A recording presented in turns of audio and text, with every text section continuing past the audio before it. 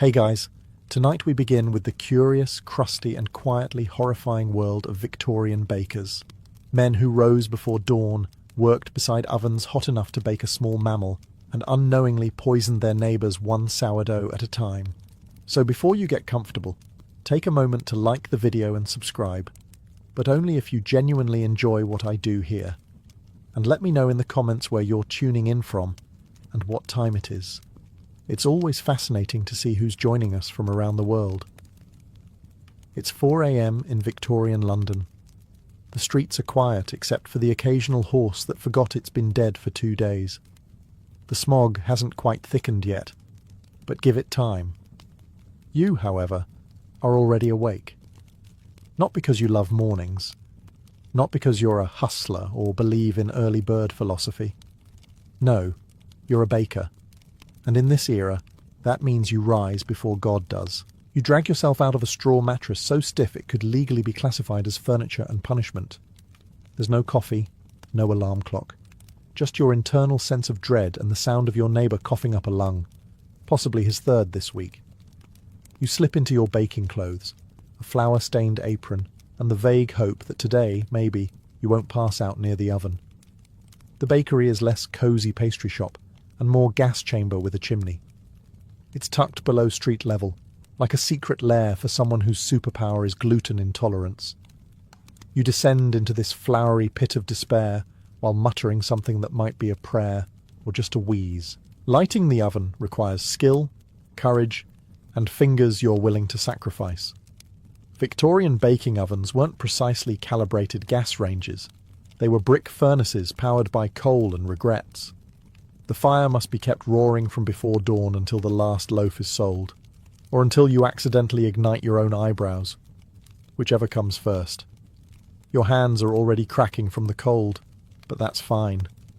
You'll be sweating like a boiled ham within the hour.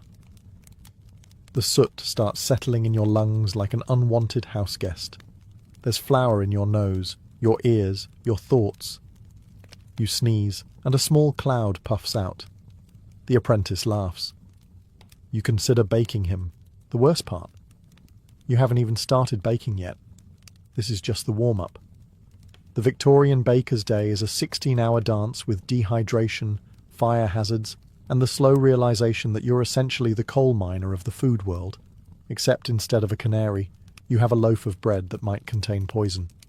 But you soldier on. Because in this era, baking bread is noble. Deadly, sure, but noble. Step carefully. The bakery floor is a delightful mix of soot, grease, and things that may once have been alive. You've entered the oven dungeon, a subterranean space where dreams go to sweat to death. It's dim, it's damp, and it smells like scorched dough and quiet despair. Think of it as a Finnish sauna.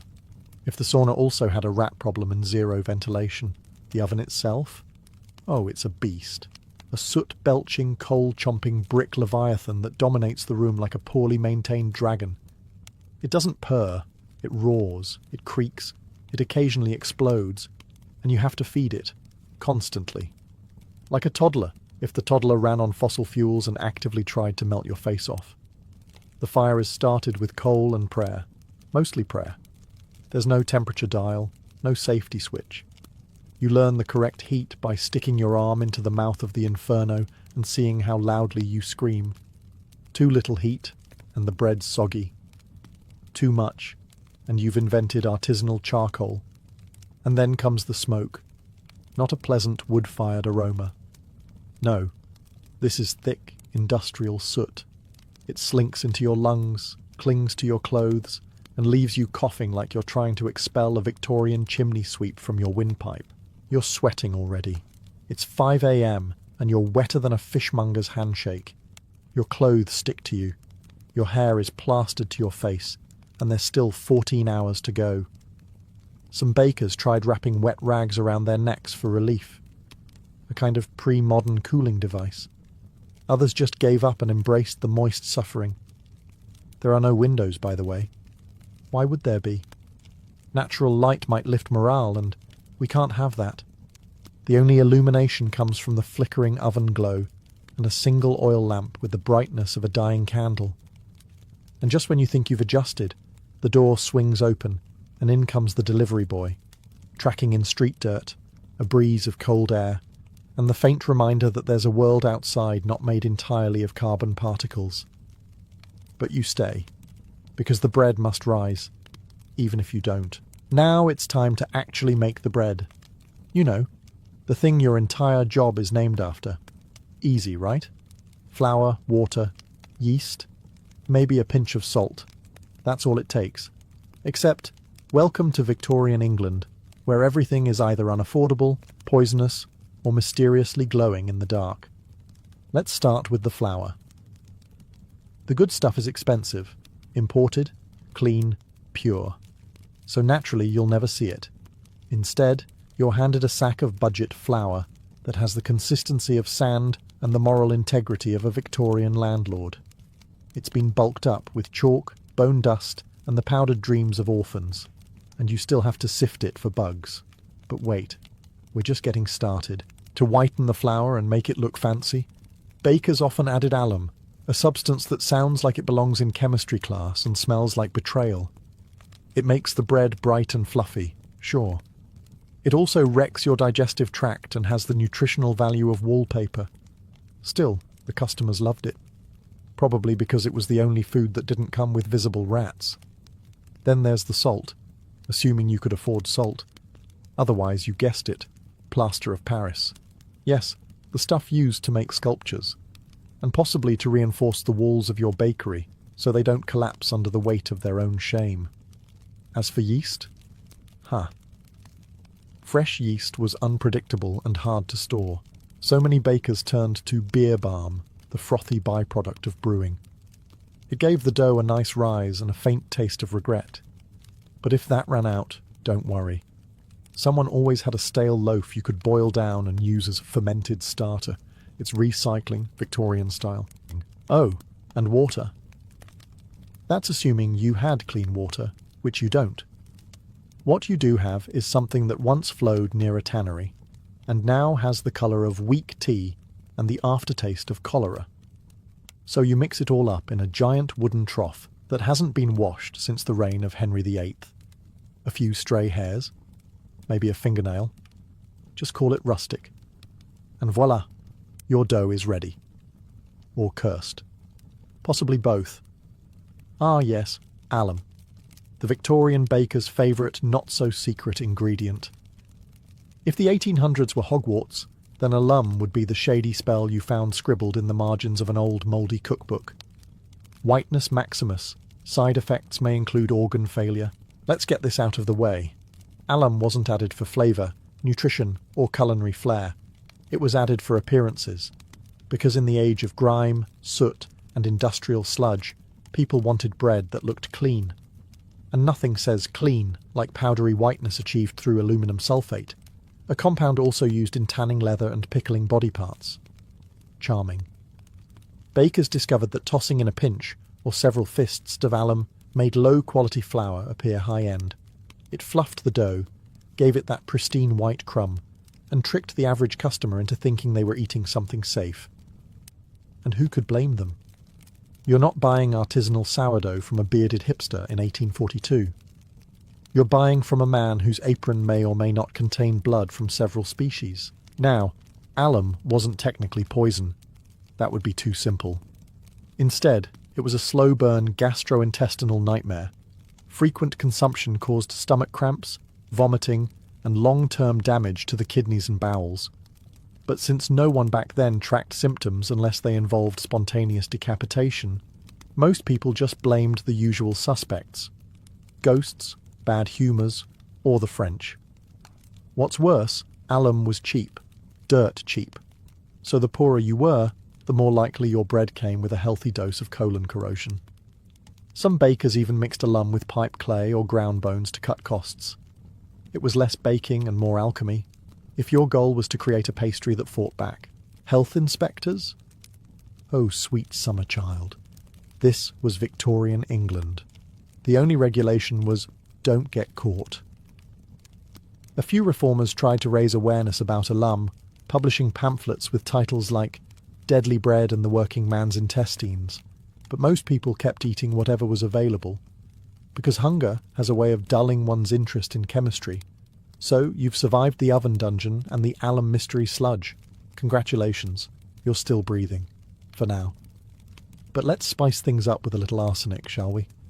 You know, that classic rat poison that Victorian England kept accidentally sprinkling into its food like it was cinnamon.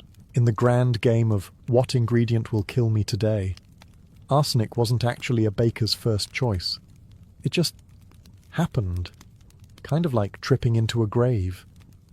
You see, many bakers bought their flour or sugar in bulk from local dealers, and sometimes those dealers stored edible goods next to dye powders used for textiles, many of which were absolutely swimming in arsenic, because nothing says freshly milled like sharing a shelf with corpse paint. Now here's where it gets festive. Green dye, particularly the wildly popular Shields green, was loaded with arsenic. It was used in wallpaper, clothing, candies, and yes, even decorative flour sacks. So if the miller accidentally used a bag that had once held green dye, well, your dough was now a slow-acting chemical weapon. The most infamous case? The Bradford sweets poisoning of 1858. A local candy maker accidentally swapped sugar for arsenic trioxide. Result, 21 people dead, countless more sick. The authorities called it a tragic mistake. Modern experts call it deeply preventable with even a hint of labelling. And what about the customers? The ones biting into their arsenic baguette thinking, tastes a bit metallic today, but maybe that's just rustic charm. They'd fall ill. Pale skin, hair loss, vomiting, bowel issues that made death look appealing. And if they were poor, no one batted an eye. Probably just overworked, people would say, or maybe they looked directly at a chimney sweep. That's bad luck, that is. As for bakers, they had no idea half the time. They were too busy trying not to pass out from heatstroke or get kicked by a soot-covered delivery boy. So if arsenic crept in, it was chalked up to one of life's many invisible hazards, like ghosts or spontaneous combustion. And remember, this was all still considered legal. Because regulations, those were for people who could afford to sue. Imagine walking into your local bakery. You expect the faint smell of fresh bread, a clean counter, a cheerful baker in a tidy apron. Now erase all of that from your mind, set the whole thing on fire, and replace it with a shirtless man sweating into a wooden vat while whistling through 3 missing teeth. Congratulations. You've arrived at the average Victorian bakehouse. Hygiene standards? Let's just say the only standard was filth. Bakers often worked shirtless because the ovens turned the room into a bread-scented sauna. That would be fine, if not for the fact that most of them also had skin conditions, open cuts, and the general complexion of a chimney sweep with seasonal scurvy. Gloves? Not a thing. Hairnets? A joke. Shoes? Optional. 1 foot infection away from becoming the secret ingredient in tomorrow's crumpet. The flour would stick to their sweaty chests, the dough would cling to their arms, and by the end of the shift, they looked less like craftsmen and more like ghosts made of glue. Now, you may be wondering, surely the bakery itself was at least cleaned? Huh? No. Most Victorian bakehouses were cramped, dark, and riddled with vermin. Rats the size of poodles roamed freely. Flies performed synchronized aerial routines over mixing bowls. Cockroaches had favourite corners. And the walls were often damp enough to grow their own ecosystem. Waste disposal, floor, leftover dough, floor, expired ingredients, mixed into the next batch. Waste not, want not, and remember, flour attracts pests.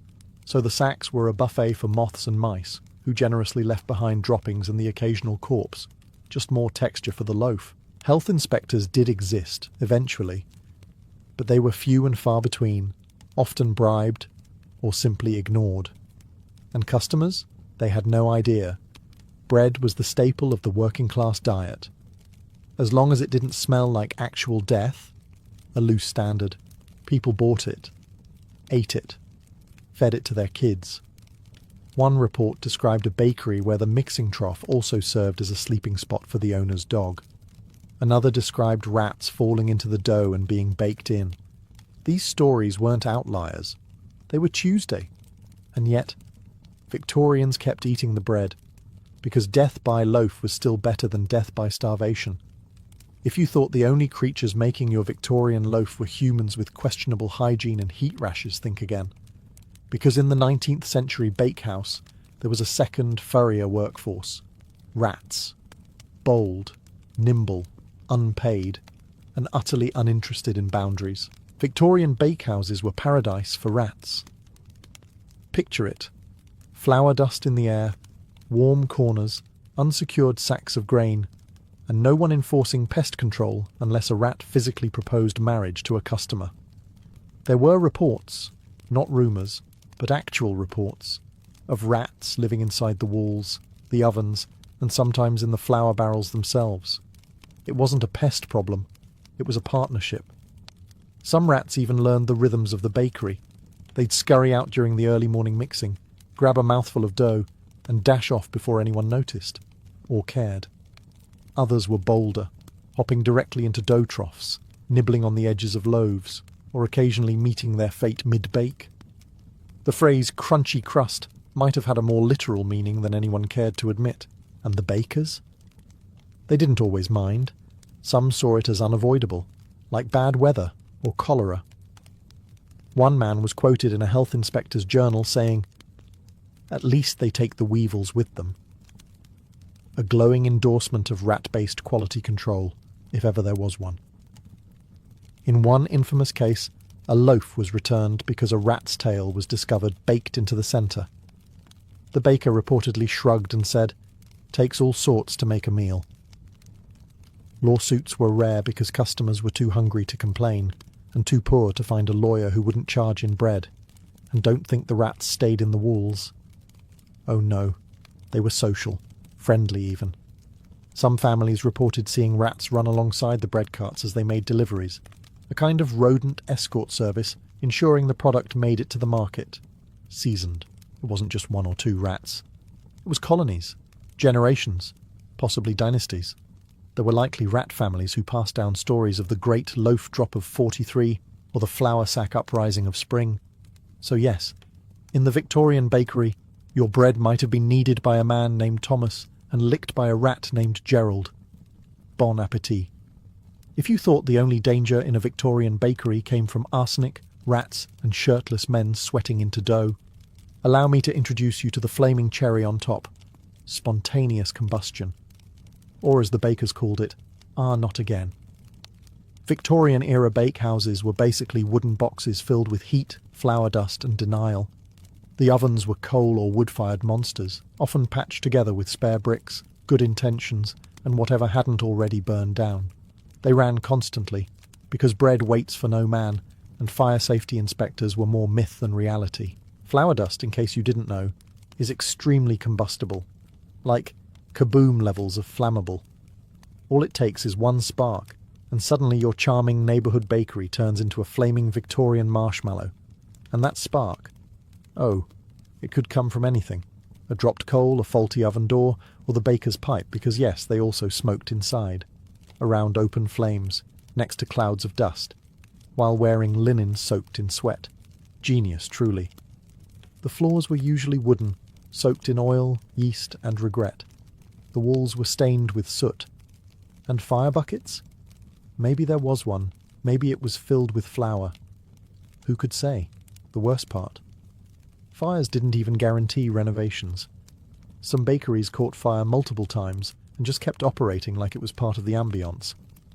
Yes, the roof is gone, but look at that crust. If half the ceiling fell in, they'd just board it up and declare the bread wood-fired artisan style. One London bakery burned down 3 times in 6 years. The city council blamed it on bad luck. The baker blamed it on ghosts. No one blamed the literal oven wedged up against a sack of coal and a hanging curtain. Insurance? Forget it. Most working-class bakers couldn't afford it. So when the place burned, they either rebuilt with donations or went into debt, which is hard to repay when your only source of income just went up in smoke. Sometimes quite literally while they were shaping the morning rolls. And yet, they persisted.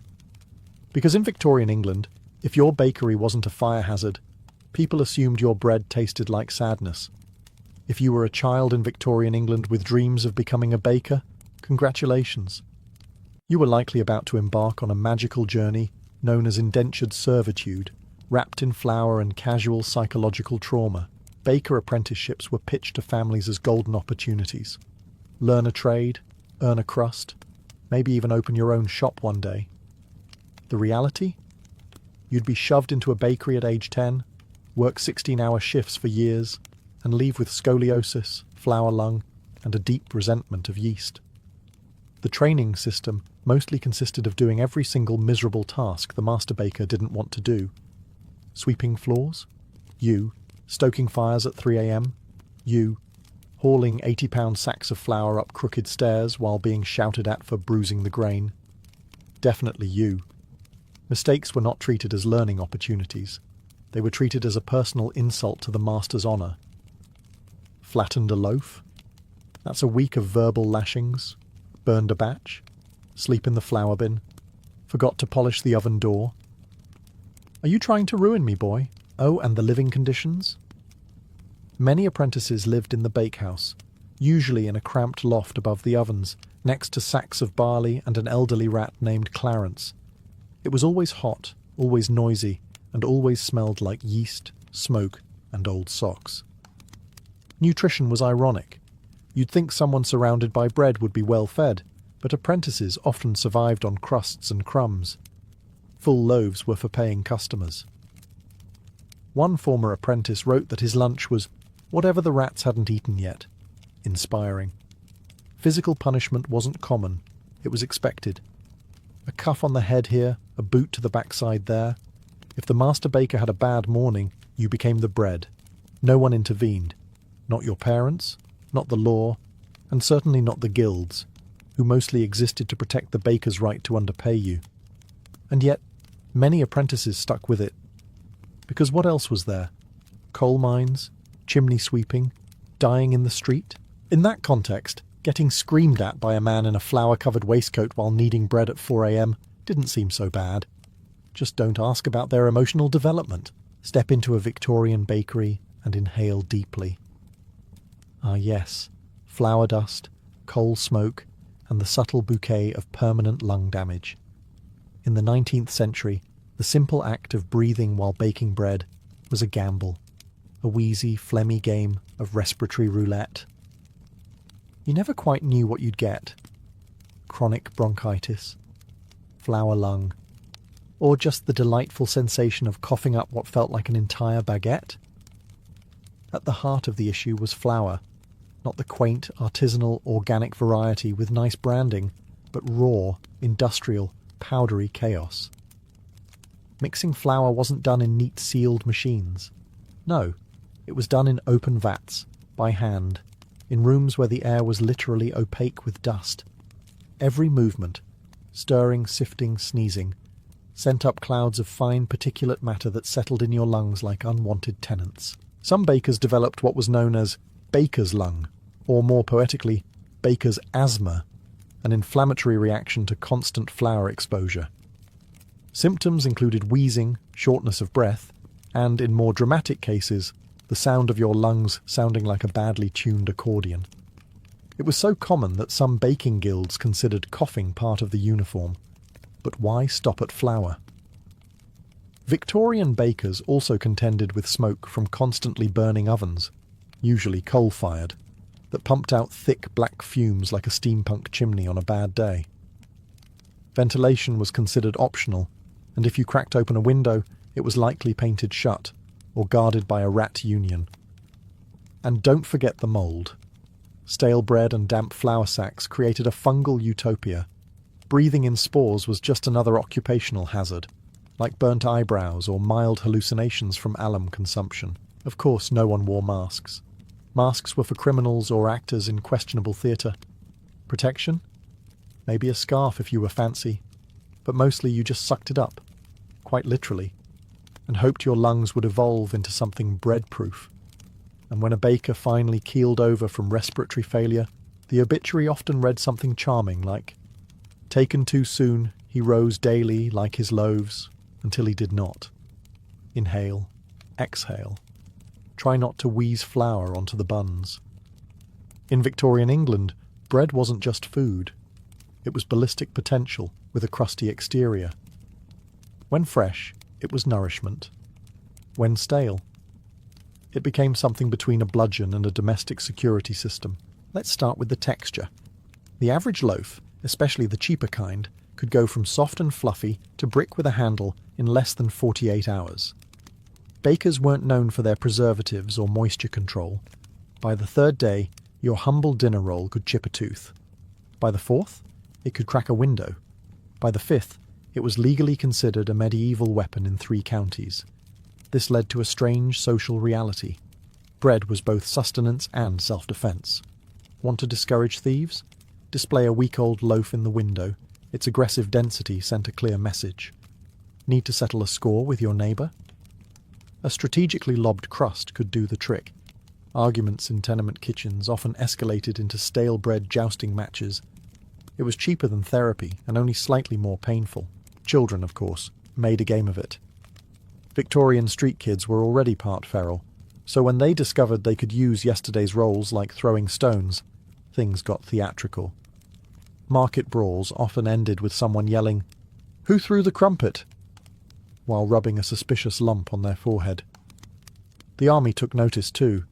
While no one officially armed the Queen's soldiers with baguettes, military rations included hardtack, a form of bread so dry and dense it doubled as a tent peg. Soldiers would carve it into dice, file it into makeshift tools, and occasionally chuck it at each other out of boredom or frustration. One officer allegedly broke a window trying to bite his biscuit. The biscuit won, and then there were the bread riots. When prices rose or loaves shrank, hungry mobs didn't protest with signs. They threw bread back at the bakers, sometimes flaming, sometimes with nails in it. Nothing quite says, "Your prices are outrageous," like being pelted with your own product in weaponized form. So yes, in Victorian times, bread nourished the body. But it also bruised it. And in a pinch, it defended your home better than a constable. Truly, carbs were never meant to be this confrontational. To the average Victorian passerby, the local baker appeared harmless. Apron dusted with flour, cheeks ruddy from the oven, smile as warm as a freshly baked bun. But behind that innocent crust lay a dangerous secret. He might have been poisoning the entire neighbourhood. Not on purpose, of course. Probably. You see, bread was a daily staple in Victorian Britain, consumed by the ton. It was the backbone of meals, the edible plate, the one thing poor families could count on to keep hunger, barely, at bay. But here's the kicker. Almost no one knew what was in it, least of all the people eating it. And sometimes, the bakers. With little regulation and zero ingredient transparency, baking in the 19th century often resembled a particularly reckless chemistry experiment. Need the bread to look whiter and more expensive? Toss in a little alum, maybe some chalk. Want it to stay moist longer? Try plaster of Paris. Need to stretch the flour? Bulk it with sawdust, mashed potato, or whatever happened to be lying around that looked vaguely edible. Arsenic? Sometimes. By accident, we assume. Arguably, in many towns, customers began to suspect something was off. Children developed stomach cramps. Elderly people keeled over mid-toast. Dogs refused to eat leftover crusts, which, in a society where dogs happily gnawed on boot leather, was a red flag. Health inspectors, those rare unicorns of public safety, eventually took samples and discovered that yes, in fact, bread contained poisonous metals, ground-up bones, and enough alum to stucco a small cottage. One particularly infamous London baker was found to be padding his flour with pipe clay. Another had been storing dough next to rat poison because... convenience? The kicker? Bakers weren't trying to kill anyone. Most were just trying to survive, to keep prices low, loaves big, and profits decent in a cutthroat, soot-covered economy. It was corner-cutting out of desperation, not malice. Mostly. Still, if you ate Victorian bread and lived to see the 20th century, congratulations. You passed a digestive obstacle course that Darwin would have applauded. After everything we've seen, The arsenic, the alum, the rats in the rafters. It's not surprising that baking in Victorian England could literally kill you. What's more surprising is how many unique and unintentionally creative ways dough managed to do the deed. Let's start with the obvious. The oven. That cosy heart of the bakery. It was fueled by coal, wood, or sometimes just pure spite, all of which belched out black smoke and enough carbon monoxide to gently lull you into an early grave. Many bakers died not in dramatic infernos, but slowly and quietly, asphyxiated over time while tending their loaves. A warm death, some said. Still not ideal. Then there was the dough itself. Enormous troughs of fermenting mass, expanding and bubbling like a monster in a Gothic novel. Some bakers, typically apprentices, or anyone with the misfortune of being the new guy, had the task of kneading hundreds of pounds of dough by hand. Imagine being elbow-deep in a warm, sticky vat while surrounded by mildew, industrial soot, and the constant risk of collapse. One poor soul in Birmingham allegedly suffocated after falling head-first into rising dough. His co-workers thought he was resting. He was not. There were also accidents involving mixing machines when such terrifying luxuries existed. Victorian technology, you'll recall, didn't come with safety switches, or warning labels, or empathy. So when your sleeve got caught in a dough hook, you didn't file an HR complaint. You hoped someone noticed you missing before your kneading arm became kneaded arm. And of course there were the fires. Ovens exploded. Flour dust ignited. Entire bakeries went up in flames because some clerk sneezed near a gas lamp. One notable London fire in 1861 started, no joke, because someone left bread in too long. The lesson? Always set a timer, preferably one that doesn't rely on a traumatized apprentice's internal clock. In the end, Victorian bakers didn't just make food. They risked their lives to make daily poison sound appealing. They worked 16-hour days, inhaled coal, fought rats, dodged explosions, and still got blamed when the crust wasn't golden enough. So next time you nibble a baguette in a cosy cafe, raise a crumb to the soot-stained heroes of the past. They died so we could brunch. After decades of industrial flour fakery, chemical garnishings, and enough alum to mummify a horse, the British public had had enough. Yes, even the Victorians, a people known for enjoying bland porridge and casual child labour, eventually drew the line at bread that glowed in candlelight and made your intestines scream. Welcome to the Great Bread Reform.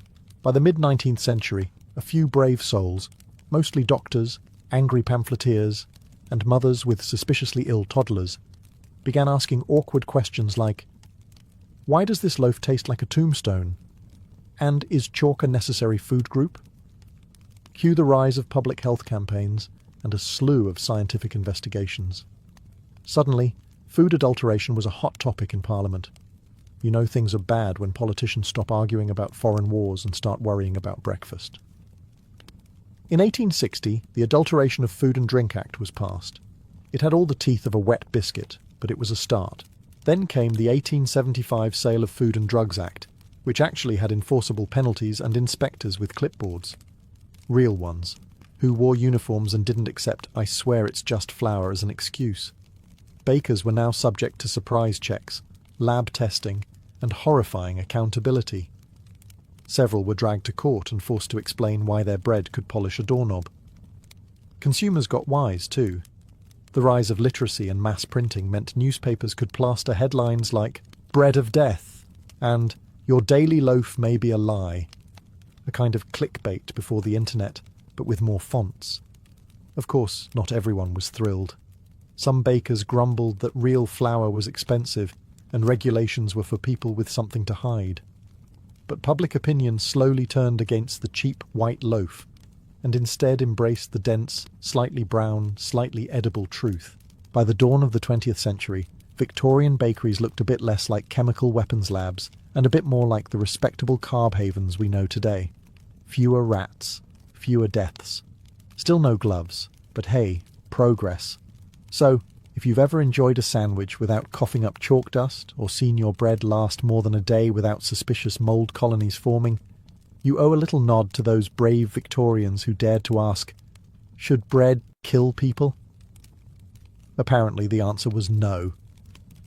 So what did the Victorian baker leave behind, aside from scorched lungs, blistered hands, and a haunting fear of flour sacks? Well, quite a bit actually. Despite the daily flirtation with death by dough and their near-legendary ability to poison a population without even trying, Victorian bakers helped shape modern food safety standards, workers' rights movements, and, oddly enough, public trust in the humble loaf. They were the unsung heroes of the lower crust. Yes, pun intended. No, I'm not sorry. Bakeries evolved from soot-stained hellholes into warm community hubs. By the early 20th century, you could walk into a shop, buy a roll, and feel reasonably confident it didn't contain chalk, arsenic, or powdered mummy. Yes, that was a thing. We owe that shift to years of suffering, lawsuits, and the collective realization that maybe bread shouldn't sparkle. They also left us something cultural, a deep psychological bond with baked goods. There's a reason the smell of fresh bread is considered the most comforting aroma on earth. It's not just nostalgia, it's victory. Somewhere deep in our DNA, a little Victorian ghost whispers, "This doesn't smell like death. Hooray." And let's not forget language. So many of our sayings. That's the best thing since sliced bread, earning your bread and butter, or half-baked idea, owe their crusty lineage to those soot-covered bakers who once risked their lives for breakfast. Yes, modern baking has its issues. Gluten panic, sourdough cults, and the war crimes committed in the name of low-carb. But compared to a time when flour could literally explode, we're doing fine. So next time you pass a bakery, or even just unwrap a supermarket baguette, take a moment. Imagine the blackened hands, the chemical fog, the constant background anxiety of surprise fires. And then, eat your croissant in peace, because thanks to the brave, flour-coated fools of the Victorian era, bread is no longer a game of Russian roulette. Just remember, they walked so you could toast. Gaius Julius Caesar was born in 100 BCE into one of Rome's oldest patrician families, the Julii, who claimed descent from Venus herself through the hero Aeneas. On paper, that lineage sounded divine, almost untouchable. In reality, however, the Julii were no longer a family of great power or wealth. Rome at the time was a city where alliances, money, and military clout determined influence, and the Julii had fallen behind. Young Caesar came into a world where the Republic was unstable, corruption was rampant, and ambitious generals clawed their way to supremacy. His very childhood was set against a backdrop of violence and uncertainty. His father, Gaius Julius Caesar the Elder, held modest political positions, but died suddenly when Caesar was only 16. That left him under the strong influence of his mother, Aurelia, who was widely respected for her intelligence and strict discipline. Aurelia's guidance shaped Caesar into a man who valued both cunning strategy and public image. He learned early that Rome rewarded ambition, but punished failure without mercy. Rome itself was tearing apart during his youth. The bitter rivalry between Lucius Cornelius Sulla, champion of the aristocratic Optimates, and Gaius Marius, Caesar's own uncle by marriage, plunged the Republic into civil war. Caesar's family ties to Marius instantly made him a political target. When Sulla eventually triumphed, he demanded Caesar divorce his wife Cornelia, the daughter of Cinna, an ally of Marius. Caesar refused. For a teenager to defy the most powerful man in Rome was practically a death sentence. Sulla stripped him of his inheritance, titles, and even marked him for execution. Caesar fled the city, surviving only through bribery and hiding. At one point he was forced to move constantly under disguise, shifting from safe house to safe house while Sulla's men hunted him. Eventually, through the pleading of influential relatives, Sulla spared his life, but warned those who intervened. In this Caesar, there are many Mariuses. It was a chilling prophecy. Even Sulla, the ruthless dictator who had crushed his enemies without hesitation, sensed something dangerous in this young man. From the very start, Caesar's life was marked by risk, defiance, and survival. He had learned that Rome was no place for the timid. To live, he had to be bold. To thrive, he had to be exceptional. After narrowly escaping Sulla's wrath, Caesar's path forward seemed uncertain.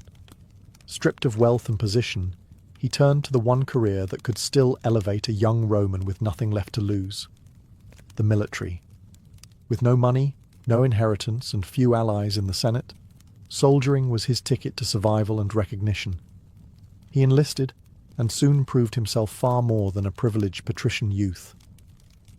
Stationed in Asia Minor and later in Cilicia, Caesar displayed the kind of daring courage that made commanders take notice. In one legendary incident, during the siege of Mytilene, he showed remarkable bravery in battle, earning the prestigious civic crown, a military honor awarded for saving fellow soldiers' lives. To a man stripped of nearly everything, this small wreath of oak leaves was more than a medal. It was proof that glory could be seized on the battlefield, even when denied in politics. But Caesar's exile wasn't only about combat. It was also about survival in a world that mocked weakness. His time abroad hardened him, teaching him the art of commanding loyalty and projecting confidence.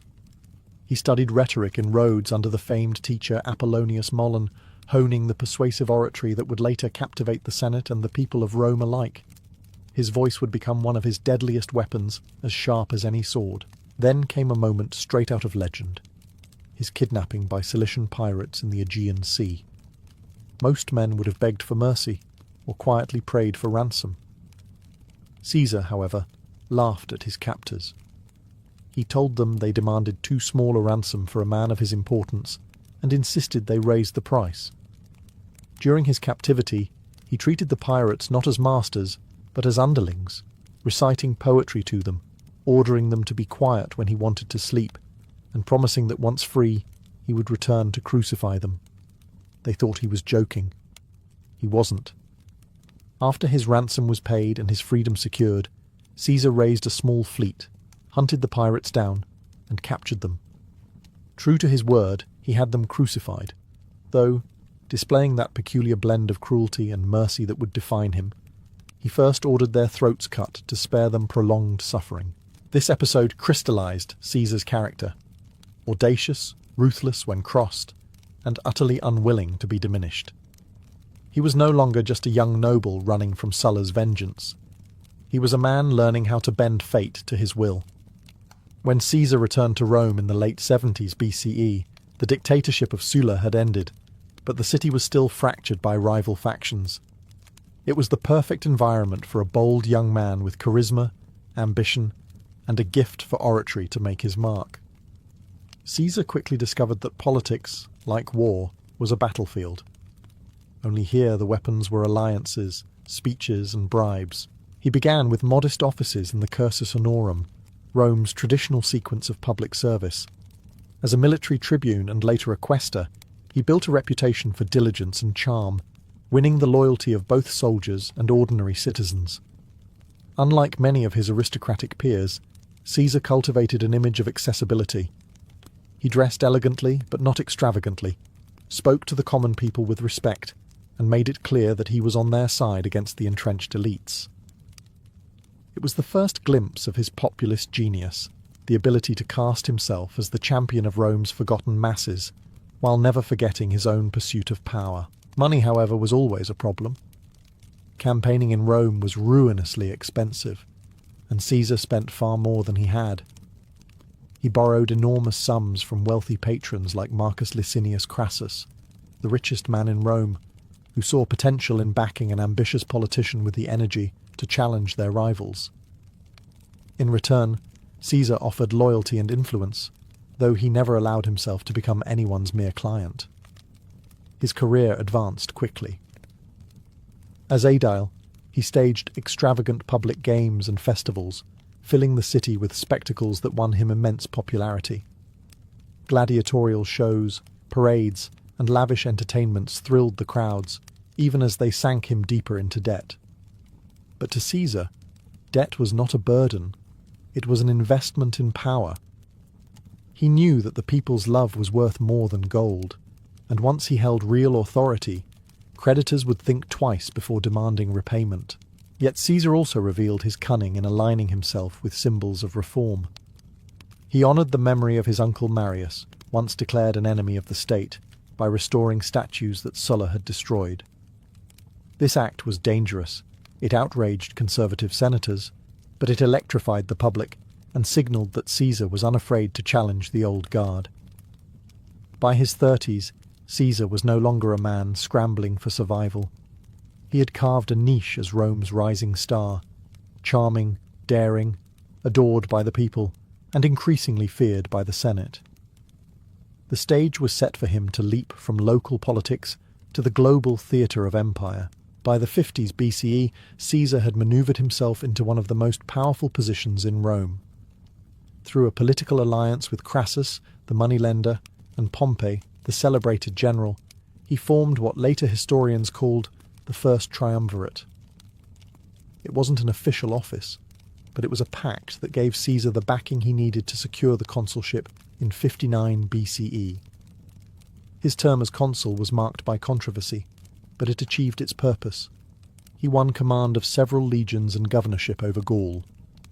This would become the crucible where Caesar transformed from an ambitious politician into a living legend. At the time, Gaul was not the peaceful France of today, but a vast, fragmented land of tribal confederations, restless warriors, and endless opportunities for glory.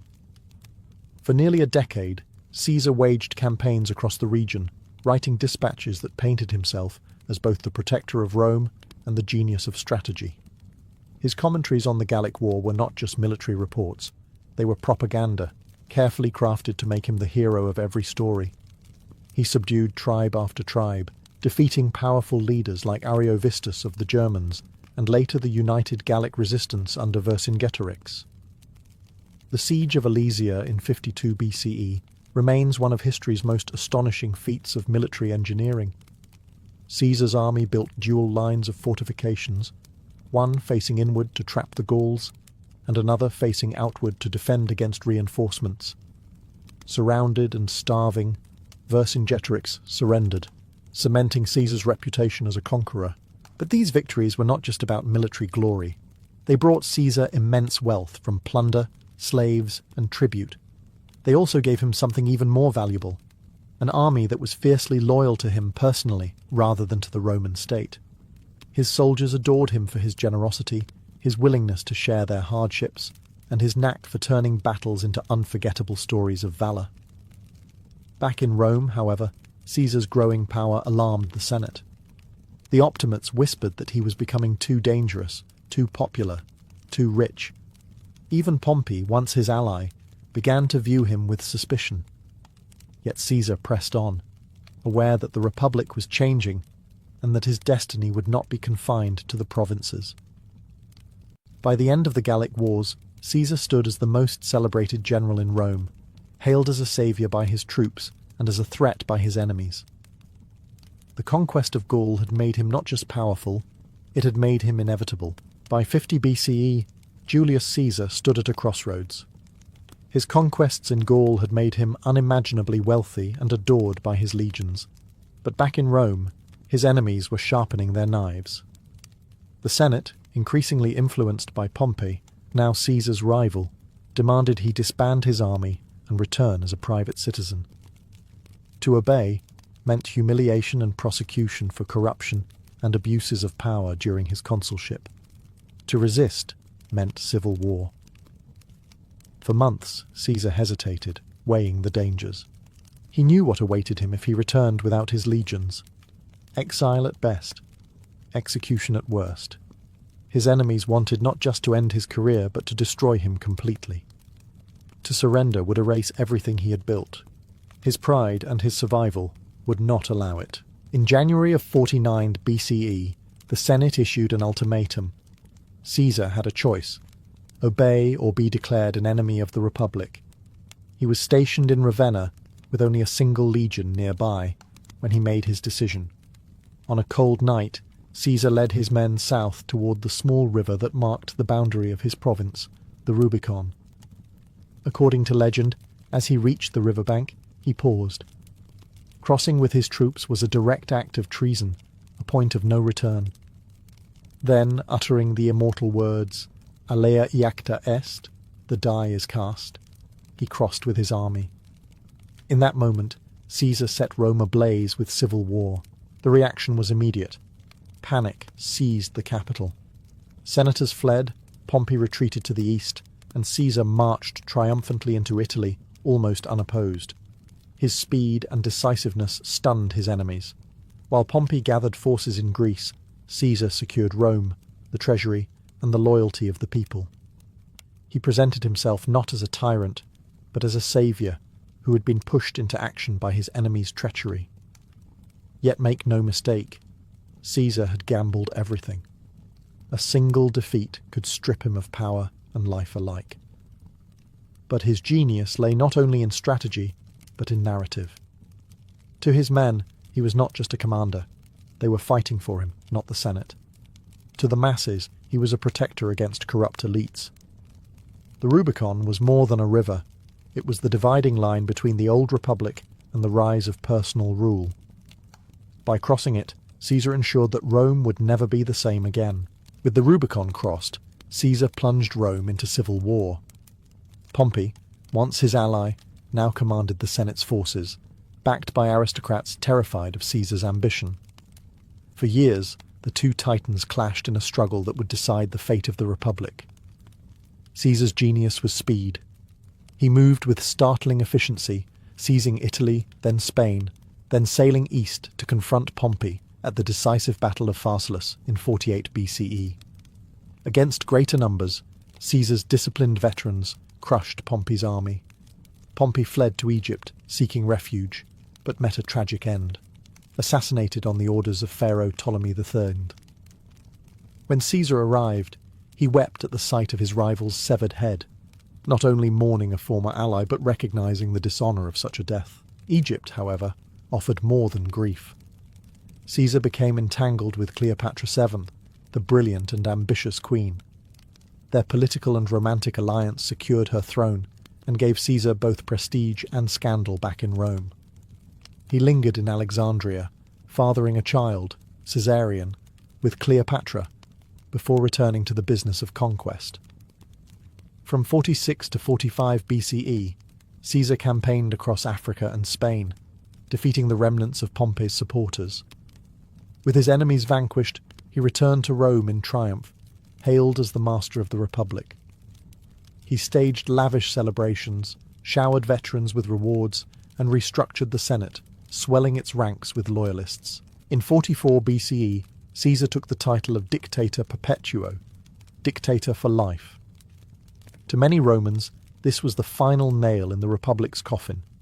His power was absolute. He controlled the treasury, the armies, and the Senate. Yet he was not content with mere survival. He sought to reform Rome itself. He introduced calendars, the Julian calendar we still echo today, launched public works, offered debt relief, and extended citizenship. His vision stretched beyond Rome, toward empire. But for all his brilliance, Caesar could not silence the whispers. To traditionalists, he was no reformer.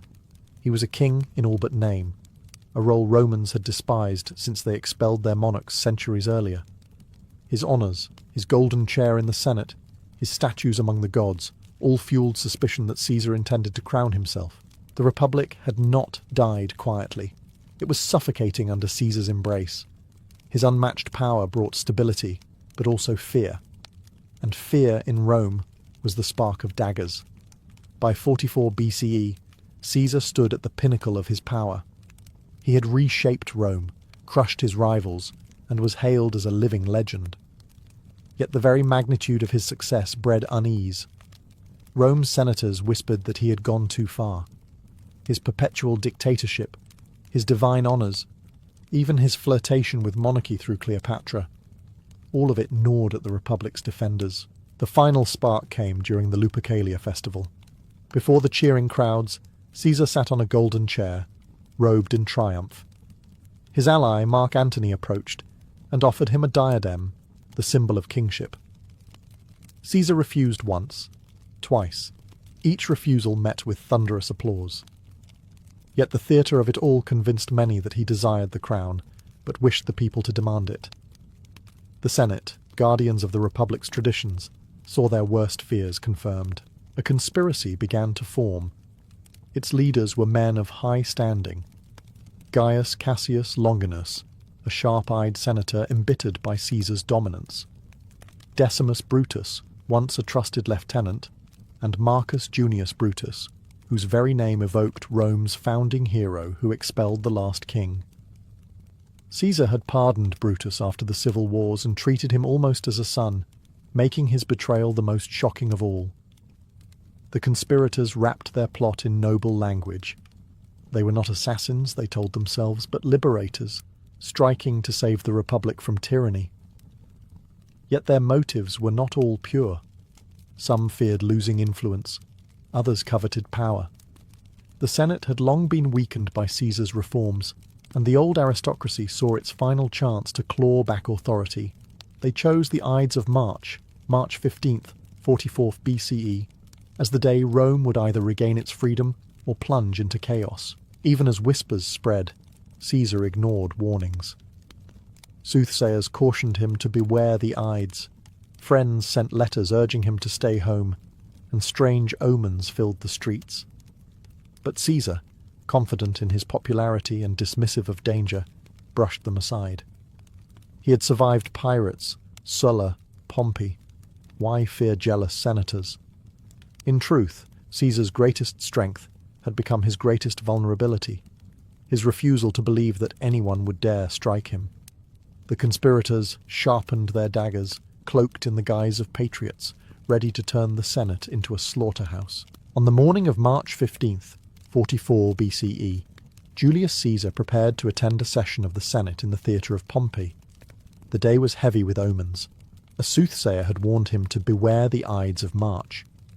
His wife, Calpurnia, had dreamt of his statue bleeding while Romans bathed their hands in it. Servants reported strange disturbances in the night sky. For a moment, Caesar hesitated, inclined to remain home. But Decimus Brutus, one of the conspirators cloaked as a loyal friend, persuaded him otherwise. The senators were waiting, he insisted, and Rome could not see its dictator appear afraid. Reluctantly, Caesar went. The theatre was no ordinary meeting hall. Its marble floors and enclosed chamber provided the conspirators the perfect trap. As Caesar entered, senators rose to greet him, their togas hiding daggers. They pressed around him with petitions, crowding him deliberately. Then, at the signal, the first blade struck. Publius Servilius Casca lunged clumsily, wounding Caesar only lightly. Caesar cried out in shock, grabbing Casca's arm and exclaiming, "Villain, what are you doing?" But in an instant, the rest of the conspirators descended. Steel flashed as they stabbed from every side.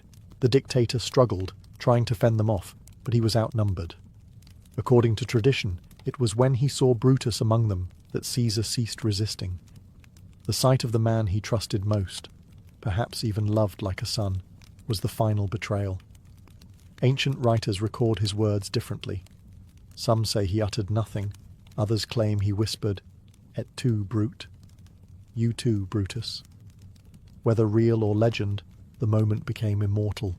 Rome's most powerful man, undone not by enemies, but by friends. Caesar collapsed beneath Pompey's statue, drenched in blood, pierced by 23 wounds.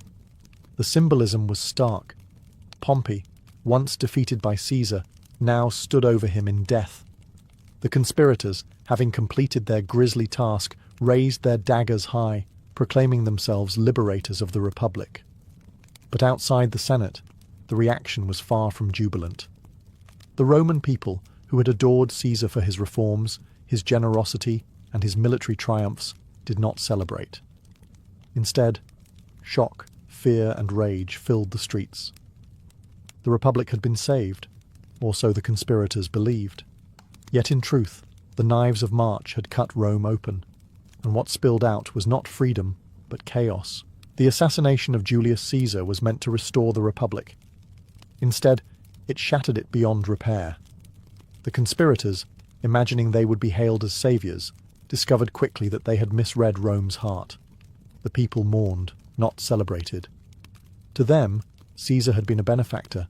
He had cancelled debts, expanded citizenship, and filled the city with games and spectacles. The senators who struck him down looked less like liberators and more like jealous aristocrats desperate to protect their own privileges. Caesar's funeral sealed their fate. Mark Antony, his loyal lieutenant, delivered a speech that turned grief into fury.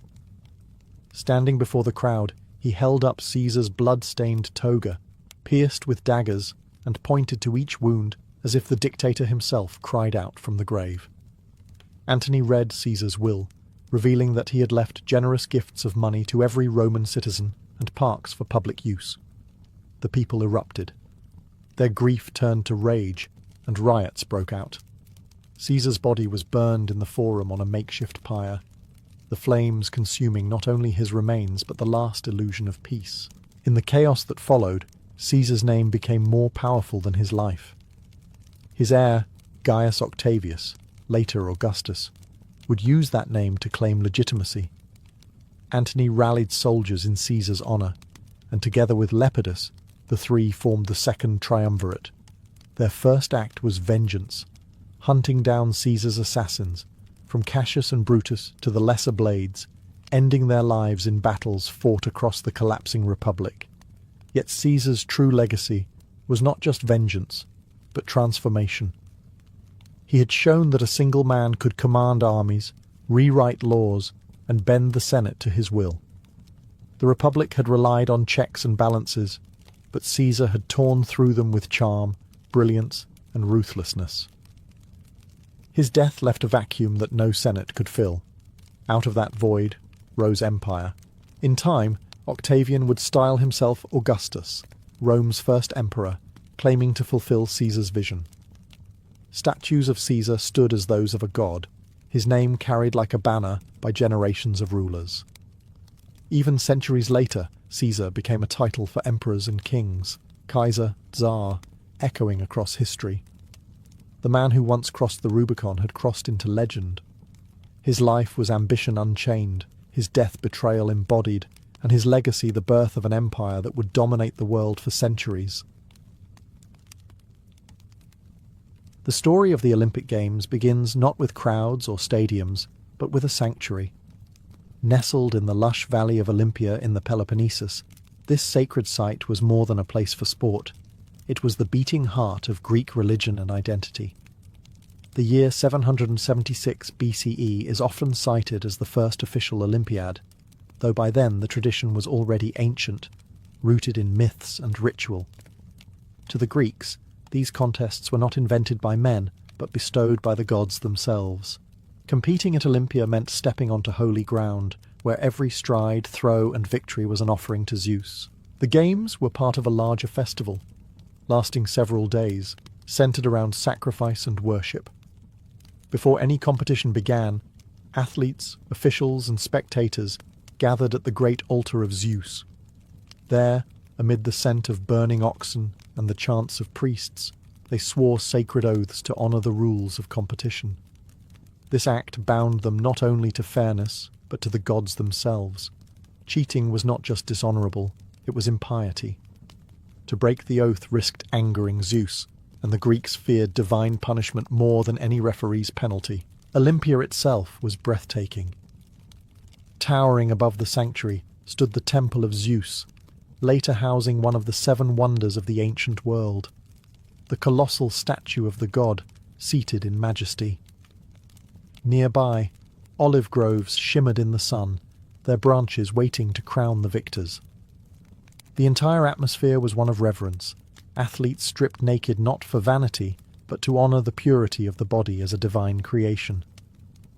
To perform unclothed was to show that nothing was hidden, that skill alone determined greatness. The games also carried political weight. City-states locked in constant rivalries agreed to a sacred truce, the Ekakuria, suspending wars so athletes could travel safely to Olympia. For a brief moment, enemies laid down their weapons, united in devotion to Zeus. In a world fractured by conflict, the games symbolized an ideal, that Greek identity transcended borders, and that honour won in Olympia was honour for all of Hellas. Thus, the first Olympic Games were not simply about running faster or wrestling harder. They were a fusion of faith, politics, and community, a celebration where men became vessels of divine glory. To win at Olympia was to achieve immortality, not just in the annals of sport, but in the eyes of the gods themselves. Long before the starting line, the Olympic Games began with a journey. Athletes and spectators alike poured into Olympia from every corner of the Greek world: Sparta, Athens, Corinth, and even distant colonies along the Mediterranean. The sacred truce, the Ekakeria, guaranteed safe passage. For a few precious weeks, roads that normally echoed with the tramp of soldiers' boots now carried processions of pilgrims, athletes, and merchants. The trek was arduous. Competitors walked or rode for days under the blazing summer sun, training along the way, eating simple meals of cheese, figs, and barley bread to keep their bodies lean and strong. As they neared Olympia, the roads grew more crowded, buzzing with anticipation. Merchants hawked wares, storytellers recited epic poetry, and farmers brought carts laden with wine, olives, and roasted meats to feed the swelling crowds. The moment of arrival was unlike anything else in the Greek world. Olympia was no bustling city, but a sacred sanctuary tucked among groves and hills. As athletes stepped into the Altais, the sacred precinct, they were awed by the sheer majesty of the place. Temples dedicated to Zeus and Hera loomed over the grounds, and statues of past victors stood proudly, each a reminder that glory here was eternal. Every competitor who entered felt the weight of history pressing on their shoulders. Before they could compete, athletes were required to prove their worth. They gathered in front of the statue of Zeus Horkios, the guardian of oaths, and swore solemnly to follow the rules of the games. This ritual was not symbolic, it was binding. False claims of eligibility, cowardice in competition, or attempts at bribery could lead to disgrace, heavy fines, and eternal shame inscribed on stone tablets. For the Greeks, this was more than sport. It was honour before the gods. The athletes then lodged in simple quarters, training and preparing in the days leading up to the events. They practiced in the palaestra and gymnasium, sharpening their bodies into weapons of speed, strength, and endurance. Rivalries simmered quietly as men sized up their opponents. Every athlete knew that victory at Olympia would bring not only fame for themselves, but glory for their city-state. The arrival at Olympia was therefore both a pilgrimage and a test. The games demanded more than physical prowess. They demanded devotion, discipline, and the courage to face not just competitors, but the gaze of Zeus himself. One of the first shocks a visitor to Olympia might have experienced was the sight of athletes competing entirely naked. To modern eyes, it might seem scandalous, but in ancient Greece, nudity in sport was not indecent, it was sacred. The unclothed male body represented beauty, strength, and divine harmony. To the Greeks, the human form at its peak was a reflection of the gods themselves. The origins of this tradition are wrapped in legend. Some claimed it began when a runner, attempting to win, shed his loincloth and found freedom of movement. Others told stories of athletes whose garments slipped off mid-race, prompting officials to ban clothing altogether. Regardless of how it began, by the time of the first recorded Olympics, nudity was already the standard, a practice embraced with pride. Competing without clothing was a declaration. Nothing concealed weakness, nothing shielded dishonour. Every muscle, every scar, every ounce of discipline was on display for fellow Greeks, and more importantly, for Zeus. Victors were sculpted into statues, celebrated not just for their triumph, but for the perfection of their form. Artists and poets alike treated the athlete's body as a canvas of divine proportions, something to be immortalized in marble and song. There was also a democratic element in this practice. Stripped of robes or armour, athletes were equals before the gods. Kings and commoners alike competed in the same way, judged solely on their physical ability and dedication. Wealth might buy better training or tutors, but in the stadium, naked under the sun, every man was laid bare. The nudity, however, was not without ritual. Athletes oiled their bodies with olive oil, not only to enhance their appearance, but also to protect the skin from the harsh Greek sun. Before events, they dusted themselves with fine sand to absorb sweat and provide grip during wrestling matches. This preparation was a ceremony in itself, transforming the body into a living offering for the gods and a spectacle for the crowd. What might strike us as awkward or taboo was, for the Greeks, the ultimate expression of honesty and purity in competition. To them, victory was not only about crossing the finish line or throwing the farthest, it was about embodying an ideal. Naked, glistening with oil, and cheered on by their polis, the athletes of Olympia competed not just for glory, but to show the gods what human excellence could achieve. Before the sound of sandals pounding the track or the clash of wrestlers in the sand, the Olympic Games began with ritual. At the heart of Olympia stood the great altar of Zeus, where priests performed ceremonies to sanctify the contests. The games were first and foremost an act of devotion, and no competition could proceed without honouring the gods who presided over it. Central to these rites was fire. Flames, kindled from the hearth of Hestia, goddess of the home, burned continually in Olympia, symbolising the eternal presence of the divine. During the games, sacrifices were made at this sacred flame, most famously the hecatomb, 100 oxen offered in Zeus's honour. The smell of roasted meat drifted across the sanctuary, mingling with incense and chants, reminding athletes and spectators alike that they were guests in the god's domain. Every athlete took part in these rituals. Before competing, they marched in solemn procession to the altar, accompanied by judges and priests. There, with hands raised, they swore sacred oaths, to abide by the rules, to train faithfully for 10 months, and to compete with honour. This was not a hollow promise. Breaking the oath meant not just disqualification, but sacrilege. Fines were steep, and names of cheaters were etched onto stone pillars, eternal reminders of disgrace. The rituals extended to victory as well. When an athlete triumphed, his crown of olive leaves was not handed casually. It was cut with a golden sickle from the sacred grove of Zeus, believed to be planted by Heracles himself. The victor would then dedicate offerings at the temple, leaving behind bronze tripods, shields, or statues in thanks. Each object told a story, a physical reminder that victory belonged not just to the athlete, but to the god who blessed him. Even the scheduling of the games revolved around sacred timing. Held every 4 years, the Olympics marked a sacred cycle, binding generations of Greeks together in a shared rhythm of devotion and competition. Festivals, sacrifices, and prayers framed every event, ensuring that sport was never separated from piety. The sacred flame, the oaths, and the offerings transformed Olympia from a mere athletic festival into a religious experience. Victors were not only champions of their cities, they were chosen of Zeus, sanctified by fire and blood, elevated above the ordinary.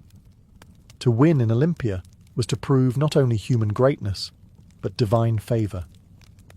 Once the sacred rituals were complete, the heart of the Olympics began, the contests themselves.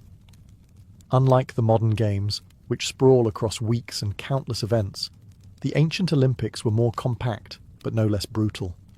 These were not pastimes. They were trials of strength, speed, and endurance, designed to reveal who stood closest to the divine ideal of excellence, or arete. The stadium race was the centerpiece of the early games. A sprint of roughly 200 meters, it was the very first recorded Olympic event in 726 BCE. Athletes crouched at the starting line, carved into stone, their feet braced, their bodies tense. At the signal, they exploded forward, legs pounding the earth, lungs burning, the roar of the crowd echoing through the stadium. To win the stadium was to achieve instant immortality. The victor's name became the official marker of that Olympiad, recorded for all of Greece to remember. As the games expanded, new events were added. The Dialos was a double stadium sprint, demanding not just speed, but endurance. The Dolichos, a long-distance run of nearly 3 miles, tested the patience and willpower of athletes under the sweltering summer sun. Running was the purest contest, a race against time, the body, and the gods. But the Greeks were not content with sprints alone. They loved combat. Wrestling was a favourite, a contest fought not with weapons but with sheer strength, balance and cunning holds. Matches were held in the sand, bodies slick with oil and dust, as men grappled until one was thrown 3 times. Boxing, by contrast, was far more savage. Fighters bound their fists with leather thongs, turning hands into blunt weapons. There were no weight classes, no time limits, and no mercy. Matches often ended in blood, bruises, or worse. Then came the pancration, the ultimate test. A blend of wrestling and boxing, it allowed almost anything. Chokes, kicks, joint locks, throws. Only biting and gouging eyes were forbidden. Pancration was not a sport for the faint-hearted. It was war stripped of swords and shields, where skill and ferocity decided survival. Victors of the pancration were hailed as near superhuman, men who had proven themselves indomitable. For those seeking balance, there was the pentathlon. 5 events: running, discus, javelin, long jump, and wrestling. To triumph here required versatility, the ability to master not one skill but all. Pentathletes were celebrated as the true embodiment of Greek excellence, warriors in body and soul. At Olympia, each contest was more than competition. It was ritualized combat, a way to strip men down to their essence. To win was glory, to lose was shame, and every race, every strike, every throw was performed under the gaze of Zeus. For the athletes of ancient Greece, victory at Olympia was the pinnacle of human achievement. There was no second place, no silver or bronze. Only one man in each event could claim the olive crown, and that single triumph carried more weight than a lifetime of smaller honours. Winning meant immortality, not just for the athlete, but for his entire polis. The prize itself seemed modest, a wreath of wild olive leaves cut with a golden sickle from Zeus's sacred grove. Yet this simple crown was worth more than gold. To wear it was to be recognised as chosen by the gods, a man whose excellence transcended mere mortals. Victors were paraded through Olympia, cheered by crowds, and had their names etched into the record of Olympiads. From that moment, history belonged to them. The return home was equally spectacular. Cities celebrated their champions with lavish banquets, public processions, and monuments. Some victors rode chariots through city gates torn down in their honour, symbolising that such glory needed no defence. Sculptors carved their likeness in bronze or marble. Poets composed odes to their victories, and bards sang their names for generations. An Olympic champion was not just admired, he was immortalised, but the rewards extended beyond fame. Victors received lifelong privileges, free meals at public expense, front-row seats at festivals, and exemption from taxes or civic duties. Families basked in reflected honour, while the athlete's city-state boasted of its superiority through his strength. In a world of rival polis, a single Olympic crown could elevate a city's prestige above its enemies. Yet glory also carried responsibility. Champions became symbols of their community, expected to live as paragons of discipline and virtue. Scandals or failures could tarnish not only their legacy, but their city's reputation. The crown of olive leaves was fragile, but the weight of expectation was immense. And then there was the allure of true immortality. Victors believed their names would echo forever, carried in stone inscriptions and epic poetry. Indeed, many have survived millennia, from Coroibos of Elis, the first recorded stadion winner, to Milo of Croton, the legendary wrestler whose strength became myth. To win at Olympia was to cross the boundary between mortal and divine, to stand among heroes. In the end, the games were not about the prize itself, but about the transformation it signified. A man crowned at Olympia was no longer just a citizen of his polis. He was a legend, carved into the eternal memory of Greece. Although the Olympic Games were framed as sacred devotion to Zeus, politics was never far from the track or the wrestling pit. Every athlete represented not just himself, but his polis, his city-state, and victories were seen as proof of a city's superiority. Olympia became a stage where political rivalries played out, sometimes more fiercely than on the battlefield. When a Spartan won, it was Sparta's discipline and martial training that triumphed. When an Athenian took the crown, it was Athens' culture and prestige that shone.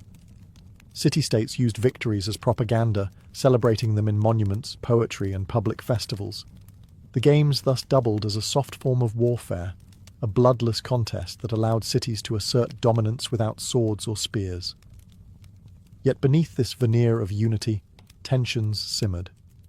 The sacred truce of the Ekakaeria forbade armies from marching during the games, but it did not erase animosities. Some police schemed to bribe athletes or corrupt judges, and when such scandals were uncovered, they exposed the fragile balance between devotion and ambition. To shame a city for cheating at Olympia was nearly as damaging as losing a war. At times, politics invaded the games openly. In 420 BCE, Elis, the city that controlled Olympia, barred Spartans from competing because they had violated the sacred truce by marching troops. The decision enraged Sparta, whose athletes were among the most dominant in the games. This ban revealed how the sanctuary of Zeus was not immune to the power struggles of Greece. Even the monuments of Olympia bore political messages. Victors dedicated statues to their gods, but some cities commissioned entire treasuries to display their wealth and remind rivals of their might. Walking through Olympia was not just a stroll among temples and arenas. It was a tour of political bragging rights. Every column, every offering, every victory inscription told the story of a city asserting its place in the Greek world. Still, the games also fostered alliances. Rival polis might meet on the track instead of the battlefield, and shared admiration for athletic excellence could soften enmities. Olympia provided a rare stage where the fractured Greek world could imagine unity, however temporary. In truth, the Olympics mirrored Greece itself, proud, divided, ambitious, yet bound together by a shared devotion to gods and glory. Politics might lurk beneath the olive wreath, but it never diminished the spectacle. It only made the stakes higher. For all its sacred fire and lofty ideals, the Olympic Games were not immune to human flaws. Beneath the glory of the victors lay tales of scandal, corruption, and even brutality that reveal a darker side of Olympia's history. Cheating was one of the gravest offences. Athletes desperate for victory sometimes attempted to bribe opponents or officials. When caught, their punishment was severe. Heavy fines used to fund bronze statues of Zeus, known as Zanes, which were placed at the entrance to the stadium. Each carried inscriptions naming the guilty, a public shaming that ensured no one forgot their disgrace. Walking past these statues, future athletes were reminded that the gods demanded fair play and that dishonour was eternal. Some scandals came from cities rather than individuals. Wealthier poleis sometimes attempted to influence outcomes by providing lavish gifts to athletes or manipulating judges. These acts exposed the tension between the game's sacred devotion and the political rivalries simmering beneath. Even in Olympia, the line between piety and ambition was thin. Then there were the darker stories of the competitions themselves. Boxing and pancration were brutal, often leaving men bloodied, broken, or even dead. Death in the arena was not uncommon, and while the crowd might gasp in awe at the ferocity, it underscored that the pursuit of glory came at a terrible cost. Legends tell of athletes like Arachion, a pancration champion who died in the very moment of victory. His opponent, locked in his deadly grip, signalled submission, even as Arachion took his last breath. Crowned posthumously, his story became both a caution and an inspiration. Ultimate victory could demand ultimate sacrifice. There were also myths that cast a shadow over the games. Some whispered that athletes invoked the gods not only with prayers, but with charms and curses, hoping to cripple rivals. Others claimed that certain victors, too proud in their triumph, drew divine punishment. For the Greeks, hubris, arrogant pride, was as dangerous as any dagger. To overstep the line between mortal and god invited downfall. Yet these scandals and tragedies only heightened the drama of Olympia. They reminded Greeks that the games were not a playground of perfect men, but an arena where ambition, devotion, and human weakness collided. Glory was real, but so too were disgrace and death. At Olympia, the stakes were nothing less than eternal honor, or eternal shame. When the dust settled after each Olympiad, what remained was not only the memory of the contests, but the enduring spirit of the games themselves. The legacy of the first Olympics reached far beyond the stadium at Olympia. It shaped Greek identity, politics, and even the way the Western world would later view sport and culture. For the Greeks, the Olympics became a sacred calendar. Every 4 years, time itself was measured in Olympiads, serving as a common marker for history across city-states, often at war with one another. To speak of an event happening in the 3rd year of the 50th Olympiad was to bind Greek memory to the Games. They were not just athletic festivals, they were the heartbeat of Hellenic civilization. The athletes who won became immortal, not only in statues and inscriptions, but in the cultural imagination. Poets like Pindar crafted elaborate victory odes, linking champions to heroes of myth and placing their names alongside Achilles or Heracles. In this way, the Games blurred the line between history and legend, allowing mortal men to step into the realm of myth. The influence also rippled through politics. Victories were celebrated as proof of a city's strength, while the sacred truce offered fleeting glimpses of unity in a fractured world. For brief days, the Greeks laid down arms, shared feasts, and watched their finest compete under the same sky. Olympia reminded them that despite their rivalries, they belonged to a common culture, bound by gods, language, and ideals. Even after Greece fell under Roman rule, the Olympics continued, adapting but never losing their aura of sanctity. Emperors themselves sought the glory of Olympia, understanding that to triumph there was to inherit the mantle of Greek greatness. The Games endured for over 1,000 years, a tradition so deeply ingrained that when revived in modern times, they still carried echoes of their ancient soul. The first Olympics set the template: sport not as leisure, but as devotion, competition not for wealth, but for honor, victory not for self alone, but for family, city, and gods.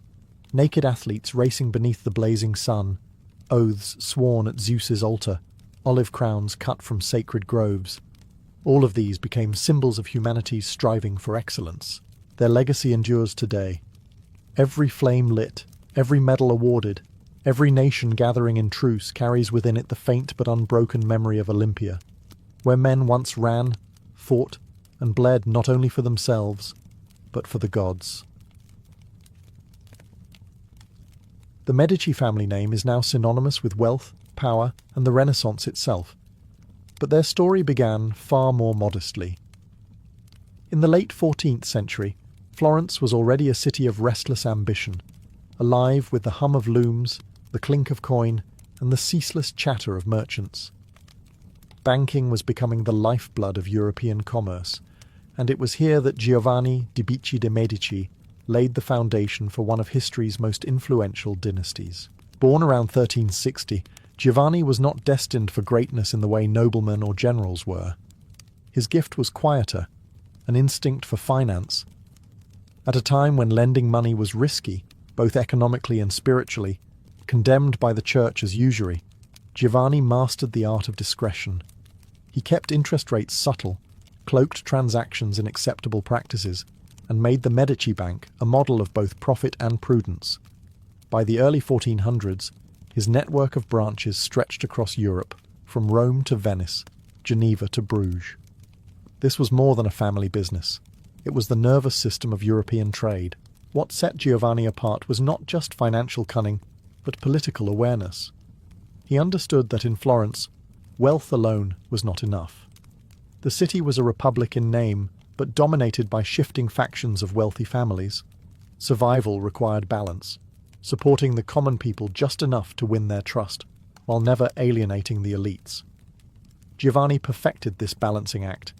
He lent generously to popes and princes, yet positioned himself as a man of the people, modest in lifestyle compared to his rivals.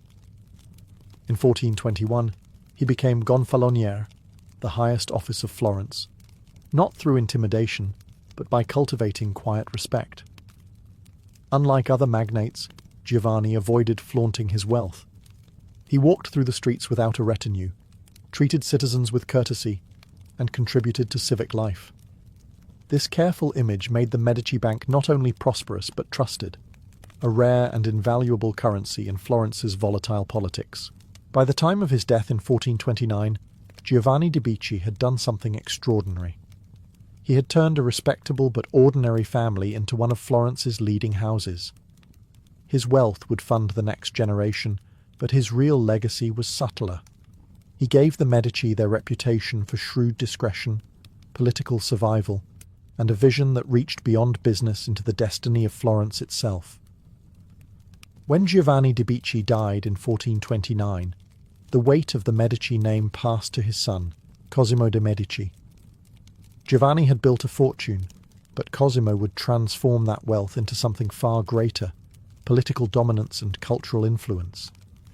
In a city like Florence, jealous of its republican ideals yet constantly pulled by rival families, Cosimo learned that brute force could topple you, but subtlety could keep you in power for generations. Cosimo inherited not just the Medici Bank, but also his father's philosophy: stay useful, stay modest, and never flaunt power too openly. He cultivated allies among Florence's guilds, sponsored civic projects, and earned the trust of ordinary Florentines who admired his down-to-earth demeanour. Yet behind this modest mask was a man pulling the strings of Florence's politics with unmatched skill. The Albizzi family, long-time rivals, accused him of seeking tyranny. In 1433, they briefly succeeded in exiling Cosimo, thinking Florence would thrive without him. Instead, the city's economy faltered. Loans dried up, confidence collapsed, and the people quickly realized how essential the Medici were. Within a year, Cosimo was triumphantly recalled.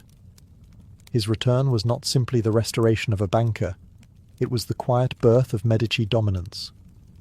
From then on, Cosimo earned the title Pater Patriae, Father of the Fatherland. But Cosimo's true genius lay not only in politics, but in patronage. He understood that money could buy loyalty, but art could buy immortality. He funded the reconstruction of San Lorenzo, one of Florence's great churches, and supported the brilliant architect Filippo Brunelleschi in completing the dome of Santa Maria del Fiore, an engineering marvel that still dominates the Florentine skyline. These projects weren't just pious donations. They were visible reminders that the Medici were the lifeblood of Florence. Cosimo also gathered scholars, commissioning translations of ancient Greek texts and fostering the Platonic Academy, where philosophy, science, and art blended into the spark of the Renaissance. By surrounding himself with thinkers and artists, he elevated the Medici from mere bankers to cultural leaders. By the time of his death in 1464, Cosimo had ensured that the Medici were not just wealthy, but indispensable. He proved that Florence's golden age of art and politics could be shaped not by kings or armies, but by a banker who mastered the art of quiet power. Under Cosimo de' Medici, Florence transformed from a bustling mercantile republic into the beating heart of the Renaissance. The city itself became a canvas, and the Medici used it to project their vision of power and beauty. Florence was more than a home. It was the stage on which the Medici dynasty performed, and every street, dome, and fresco carried their signature. Cosimo understood that architecture was politics in stone. His patronage reshaped Florence's skyline. He commissioned Michelozzo to build the Palazzo Medici, a palace both imposing and restrained. Unlike the gaudy fortresses of rival families, the Medici palace was designed with calculated modesty, grand enough to impress, but subtle enough to avoid accusations of tyranny. Its austere facade told Florentines that the Medici were powerful, yes, but also humble servants of the city. Religious architecture carried even greater weight. Cosimo funded the rebuilding of San Lorenzo, the family church, and financed Brunelleschi's work on the dome of Santa Maria del Fiore. That dome, soaring, impossible, and awe-inspiring, became Florence's crowning glory, a symbol not only of human genius, but of Medici generosity. Every citizen who looked up at it knew whom to thank. The Medici also turned Florence into a living museum.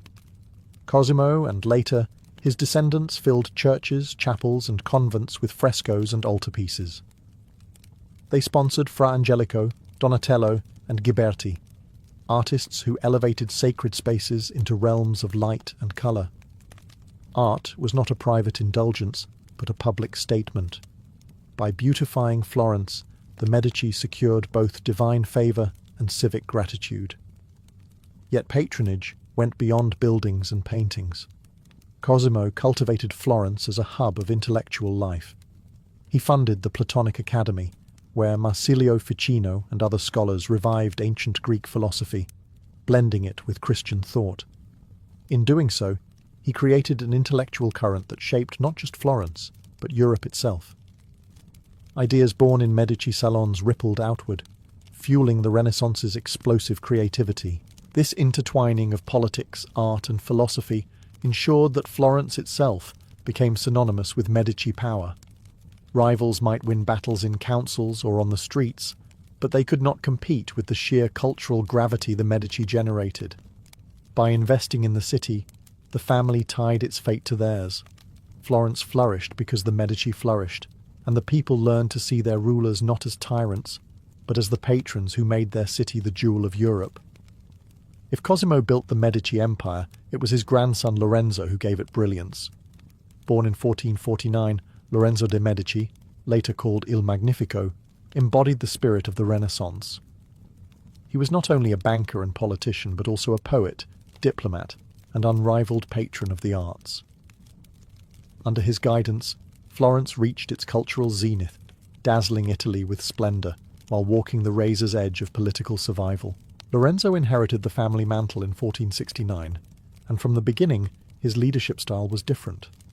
Where Cosimo was cautious and reserved, Lorenzo was magnetic, flamboyant, and larger than life.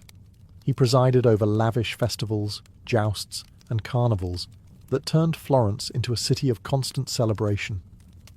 Yet beneath the poetry and pageantry, Lorenzo was a shrewd statesman. He understood that Florence's survival depended not on armies, its militia was weak, but on diplomacy, alliances, and the careful balancing of Italy's fractious city-states. As a patron, Lorenzo was unmatched.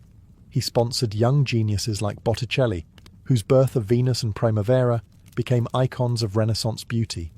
He supported Ghirlandaio, Verrocchio, and most famously, the teenage Michelangelo, whom Lorenzo welcomed into his household like family. His circle included poets, philosophers, and scholars who turned Florence into the cultural capital of Europe. For Lorenzo, art was more than decoration. It was propaganda. Every masterpiece was a testament to Medici greatness, but power invited enemies. Rival families, envious of Medici dominance, conspired against him. The most infamous attempt came in 1478, during the Pazzi conspiracy. On Easter Sunday, assassins struck inside Florence's cathedral. Lorenzo was wounded, but his brother Giuliano was brutally murdered at the altar. Instead of collapsing, Lorenzo seized control, rallying the people and crushing the conspirators in a wave of public fury. The Medici emerged bloodied but stronger than ever, their grip on Florence unshakable. Yet Lorenzo's rule was not without cost. His extravagant spending and patronage strained the Medici Bank, weakening its once iron grip on European finance. By the time of his death in 1492, the family's wealth had diminished, but their cultural and political legacy stood unchallenged. Lorenzo's charisma, artistry, and resilience earned him his immortal title, the Magnificent. In Lorenzo, the Medici reached their peak. Florence glittered with genius, diplomacy kept the city alive, and the family's name became synonymous with the Renaissance itself. But after such brilliance, the shadows of decline began to gather. Lorenzo the Magnificent's death in 1492 marked the end of an era. Florence lost not only its dazzling patron, but also its shrewdest diplomat. His eldest son, Piero de' Medici, inherited the mantle, but he lacked his father's intelligence, tact, and charisma. Known to history as Piero the Unfortunate, he stumbled at precisely the moment Florence faced its greatest external threat. In 1494, Charles VIII of France marched into Italy with a formidable army, beginning the Italian Wars. Florence, caught in the path of invasion, needed strong leadership. Piero, desperate to avoid destruction, surrendered quickly, handing over fortresses and making humiliating concessions. To Florentines proud of their independence, this cowardice was unforgivable. The same people who once cheered the Medici now turned against them. Mobs rose in the streets, and the family that had ruled Florence for decades was forced into exile. Their downfall created a vacuum quickly filled by a new and very different kind of leader, the Dominican friar Girolamo Savonarola. A fiery preacher, he railed against corruption, vanity, and the decadence that the Medici had come to symbolize. Under his influence, Florence transformed into a stern theocracy. The city that once celebrated Botticelli's Primavera now hosted the infamous bonfire of the vanities, where art, books, and luxuries were burned as sinful temptations. The Renaissance glow dimmed, replaced by sermons and fear. Meanwhile, the Medici wandered across Europe, their fortune depleted and their bank in decline. The once mighty Medici Bank had already begun to falter under Lorenzo's extravagant spending and poor management by later branches. As creditors demanded repayment and rivals gained ground, the Medici found themselves stripped of their financial empire as well as their political one. Yet exile was not the end. The Medici retained allies abroad and loyal supporters within Florence who remembered their generosity. The family bided their time, waiting for the tides of fortune to turn. Florence under Savonarola grew restless. His strict rule alienated the people, and eventually he too was overthrown and executed. The stage was being set for the Medici's dramatic return. The exile of 1494 was the family's first major fall, a stark reminder that power in Florence was fragile. Yet as history would show, the Medici were masters of resilience. Their dynasty would not only survive, but would rise again, reshaped and more determined than ever to reclaim their place at the heart of Florence. The Medici exile lasted nearly 2 decades, but their absence only sharpened the family's instinct for survival.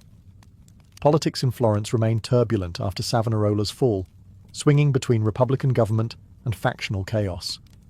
In this instability, Medici allies saw opportunity. The family, though stripped of power at home, used their vast European connections to plot a comeback.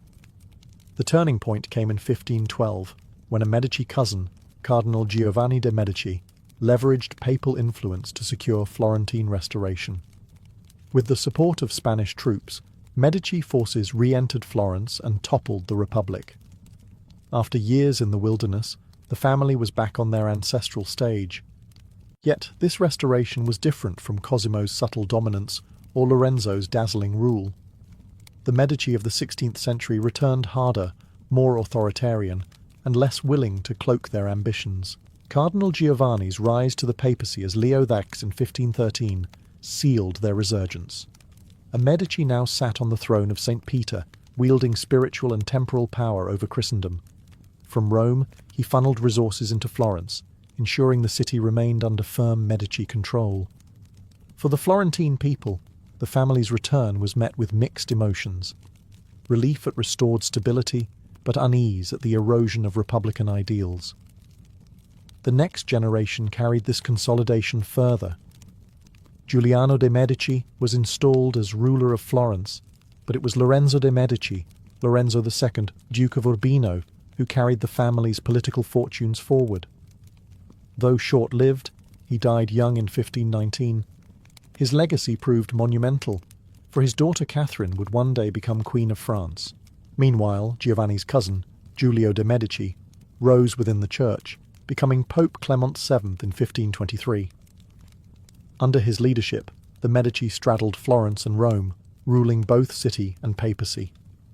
Yet Clement's reign would be tested by disaster.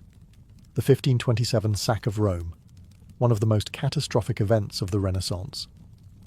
Still, the Restoration marked the Medici's transformation from Florentine bankers into dynastic rulers with European clout. The family no longer relied solely on commerce or subtle patronage. Now they wielded papal tiaras, military alliances, and dynastic marriages. The Medici were no longer just Florence's family. They were a dynasty with continental ambitions. Their return, reshaped Florence forever.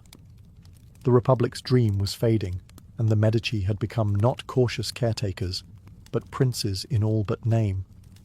Florence was entering a new chapter, one where Renaissance brilliance walked hand in hand with dynastic power. By the early 16th century, Florence's republican spirit was little more than a memory. The Medici, once careful to hide their power behind the facade of civic institutions, now pursued outright rule. The city that had once expelled them for arrogance was steadily transformed into their dynastic possession. The shift began under Pope Clement VII, who in 1529 brokered imperial support to crush a resurgent Florentine republic. When Emperor Charles V's forces besieged Florence, the city resisted fiercely, inspired by republican ideals and the fiery writings of Niccolò Machiavelli. But after a grueling siege, Florence surrendered in 1530. This defeat ended nearly 2 centuries of republican tradition. Clement installed his illegitimate nephew, Alessandro de' Medici, as Duke of Florence, the first time the family held hereditary, princely authority. Alessandro's rule, however, was short and brutal. Known for his tyranny, he alienated allies and fueled conspiracies. In 1537, he was assassinated by a distant relative, Lorenzino de' Medici, who styled himself a Republican avenger. But rather than restore liberty, Alessandro's death paved the way for Cosimo III de' Medici, a distant cousin from a junior branch, to seize power. Cosimo III proved to be one of the most formidable Medici rulers. Only 17 when he took control, many underestimated him as a puppet of Florence's elites. Instead, Cosimo consolidated power with ruthless efficiency. He crushed opposition at the Battle of Montemurlo, subdued the city's factions, and transformed Florence into a centralized duchy. By 1569, he secured papal recognition as Grand Duke of Tuscany, elevating the Medici beyond Florence into regional rulers. Under Cosimo, Florence's political landscape was reshaped. Republican councils became ceremonial, while real authority flowed through the ducal court. Yet Cosimo balanced his iron grip with lavish patronage. He built the Uffizi, not just as offices, but as a statement of Medici order and artistic dominance. He fortified the city, expanded Tuscan territory, and married into Europe's great dynasties, linking the Medici to Habsburg and Bourbon courts. With Cosimo I, the transformation was complete. The Medici were no longer bankers masquerading as humble citizens. They were princes, their authority sanctioned by the Pope, backed by emperors, and legitimized by bloodlines.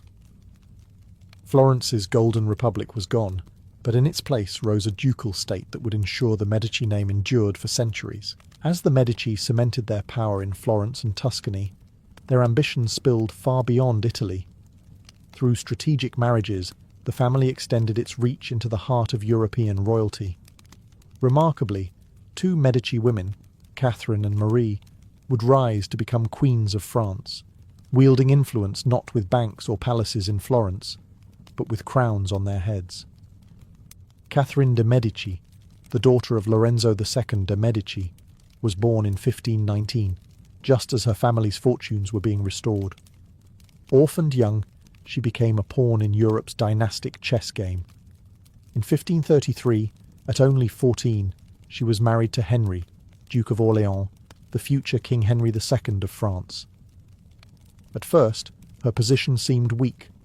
Her husband was openly devoted to his mistress, Diane de Poitiers, and Catherine appeared sidelined. Yet Catherine was patient. When Henry became king in 1547, she endured in silence, biding her time. Her true power emerged after Henry's sudden death in 1559. With her young sons too immature to rule, Catherine stepped in as Queen Mother and Regent. For 3 decades, she steered France through one of its darkest periods, the wars of religion between Catholics and Protestants. Ruthless when necessary, she became infamous for the St. Bartholomew's Day massacre of 1572, when thousands of Protestants were slaughtered in Paris. Loved by some, feared by many, Catherine ensured the survival of the Valois dynasty and carved her name into history as one of Europe's most formidable queens. A generation later, Another Medici woman, Marie de' Medici, followed a similar path. Born in Florence in 1575, she was married to King Henry IV of France in 1600. Unlike Catherine, Marie was not sidelined. She brought with her immense wealth, strengthening Henry's finances. When he was assassinated in 1610, she too became regent for her young son, Louis XIII. Marie's regency was marked by intrigue and excess. She surrounded herself with Italian advisors, arousing resentment among French nobles, and commissioned magnificent art and architecture, including the Luxembourg Palace in Paris.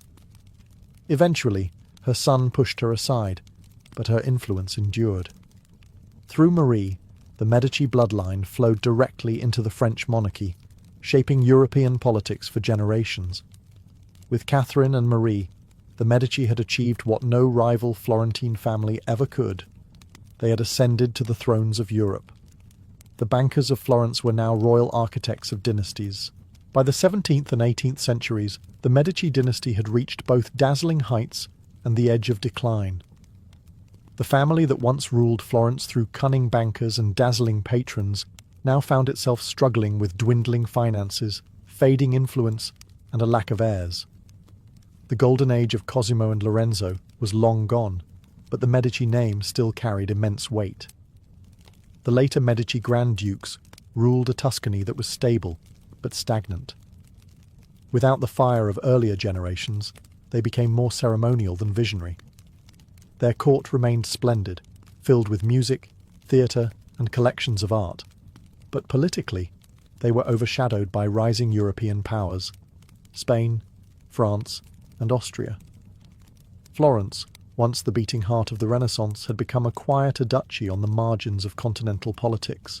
Yet even in decline, the Medici clung to their cultural mission. Grand Duke Ferdinando II and his successors continued to support scientists, artists, and thinkers, though never with the transformative force of their ancestors. Galileo Galilei himself benefited from Medici patronage, dedicating discoveries to the family that had so often championed genius. The Medici also poured resources into building collections that would outlive them.